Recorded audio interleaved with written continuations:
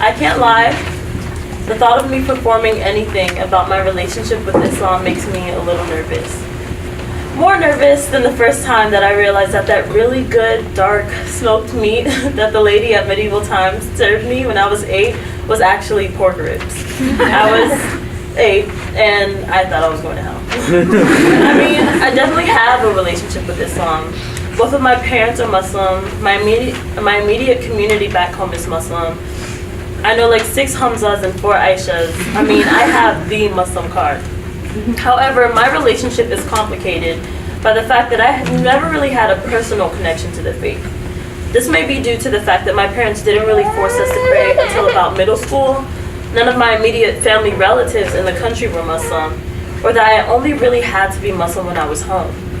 I didn't cover my hair, and I lived in a city where people didn't really avoid Muslims like the plague. I could go on and on about the many reasons that I believe my connection to Islam wasn't as strong as it could be, but it really does come down to my own faith. I remember being forced to pray sometime around middle school, and my entire thought process going into it. After years of begrudgingly pulling out my prayer mat and throwing on my scarf, I thought, let me give this a real try. Let me try and do the thing that I know my dad does, that my mom does, the thing that I know that I need to learn how to do when I grow up. I tried to focus on nothing but Allah. I thought about my grandparents and my relatives when I did dua at the end. And I even used the tiny plastic tasbih that my mom brought back from Hajj. I went through all the steps, or at least all the steps that I thought that I had to take in order to become a better Muslim. I thought being a good person wasn't enough to be Muslim. For a long time, I thought I was bad.